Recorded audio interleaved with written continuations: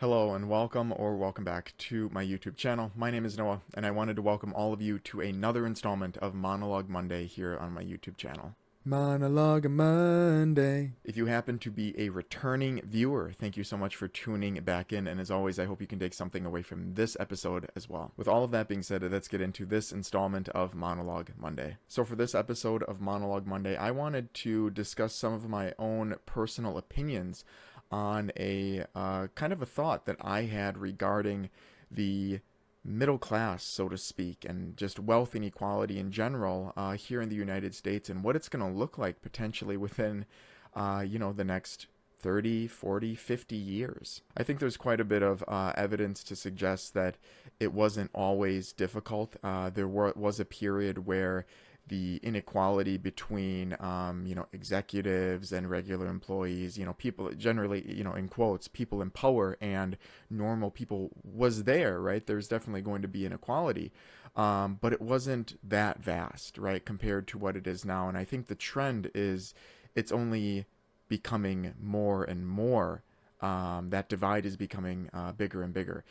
There was a video that I posted some time ago where I kind of looked at the average or the median salary to median home price here in the United States. And, the Spark Notes version of it is that, 30, 40 years ago, basically, the median salary to cost of your normal home was like 6-to-1 or 1-to-6 or 1-to-7, basically. So that would mean that it would take 7 of your salaries would equate to the cost of your normal home, right? And not many people need much more than a normal home, right? People just want a home. That's kind of all it is.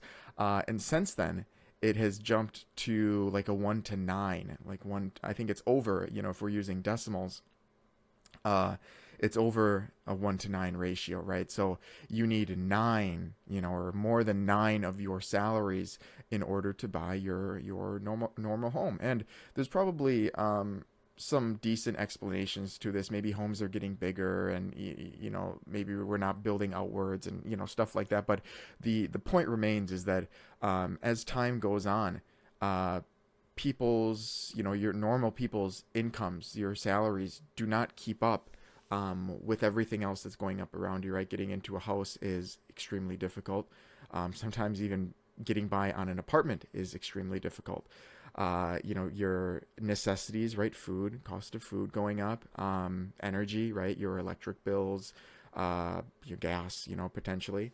Childcare, right? For people that want to have children, it is becoming, I think it's becoming kind of a pipe dream as time goes on, at least from a data side, if I'm being, if I'm being quite honest. But there's all of these different aspects of our day-to-day that are not getting any easier, right? Things are becoming more and more difficult with the money that we're given from our jobs, right? And you can have a decent job, or you could be working quite a few hours, and it's still more and more difficult. So the thought that I really had to sit down with, and I had a good thought on, a good period of thinking, was, well, what are things going to look like when I'm, I don't know, 60s, when I'm in my 50s or whatever it is. Still some time to go, obviously, but what is the overall dynamic in the country going to be, and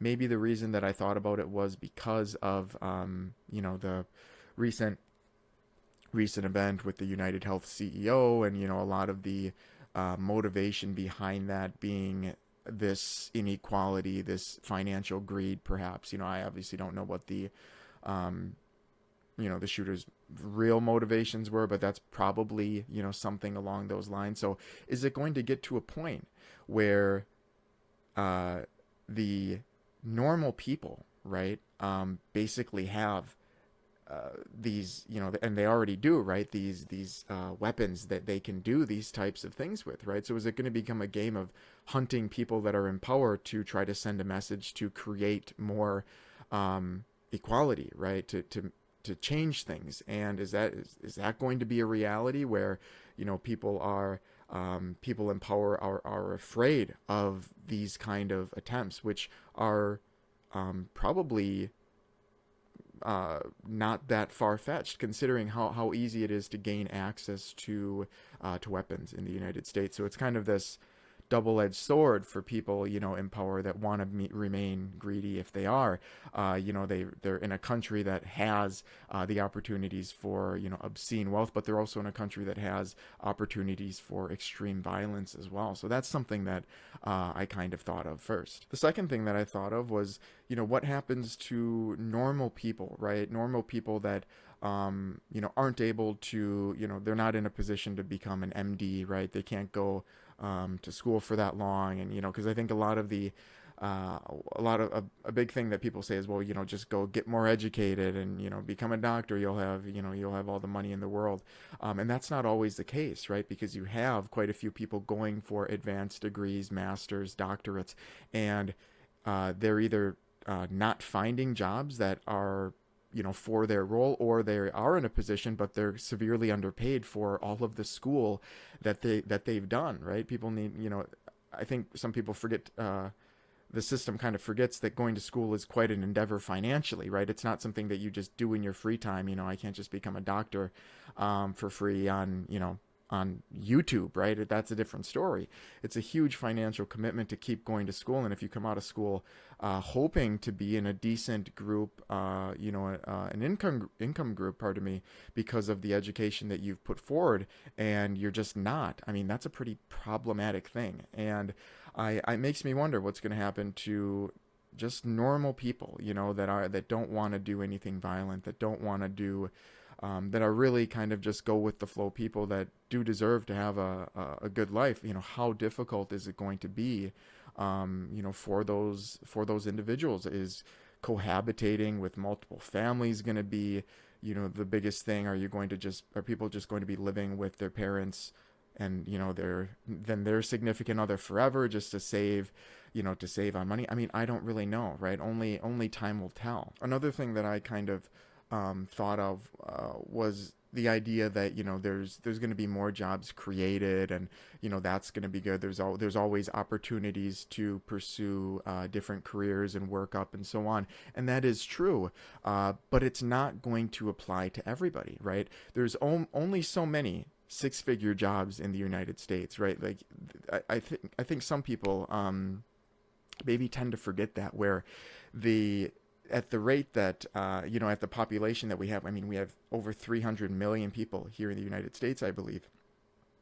Evidently, there's going to be, a decent chunk of people, or a moderate amount of people, that can get into a comfortable salary range where they still probably have to budget and watch out for things, but it's not too stressful. But there's going to be a huge, huge section of the population that are in that boat, right? And that's kind of the idea of a shrinking middle class, where over time, the middle class is becoming weaker and weaker and weaker. So you're either wealthy, fine, nothing to worry about, or you've got nothing, right? And you're completely check to check, negative, just not eating, or not, I mean, just really really scary stuff, right? And I fear that in time, this kind of thing will become the reality, where there's there's obviously the ultra earners, right? Executives and C-suite, and MDs are probably pretty set, right? They certainly don't make as much as CEOs, but they're up there. And there's also the technology sector and so on, and then normal senior managers and so on at companies who will do decently well. But then there's going to be basically everybody else who are going to be struggling on just a day-to-day basis. And what is going to happen, when the majority of your country is struggling like that, right? Probably population decline. People don't want to have kids. Why would you? People are going to be there. Everybody's attitudes are probably going to be worse, right? Why would you be in good spirits if, your life, you feel like you don't have much control over your life, and things aren't fair, and nothing should always be completely fair, but it should be decently fair, I think, is a kind of a fair assumption for how things for how things should be. But I'm not sure. It's one of those things where like I said, only time is really going to tell, right? We can see the data, right, and we can kind of project out to see what it'll look like in 10 years, 15 years, 20 years, and so on.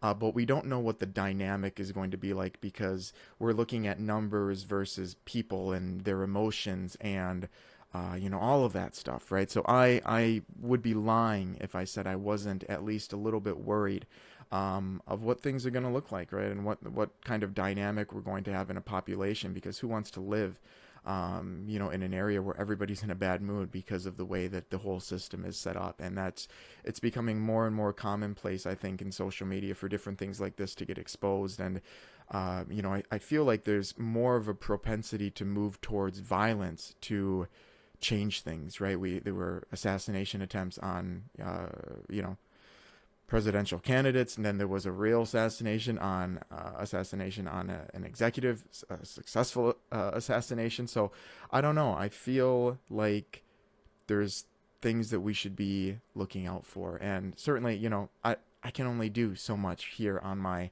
YouTube channel, but I at least wanted to kind of make this quick monologue Monday to put some thought into it and maybe get a few conversations going, maybe get you thinking of different solutions and so on. And ultimately, those are the point. That's the point in all of my videos, is to really just get people thinking, get people talking about a lot of these topics that we have on a day-to-day basis. But there you go. Those are a few of my thoughts on what I foresee, or what I potentially foresee becoming an issue here in the United States in the upcoming decades. Of course, if you have anything to add, or if you have any general comments, please let me know in the comment section below. I would love to hear your thoughts. As always, if you stuck along this far in the video, thank you so much for your time today, and I hope to see you again sometime soon.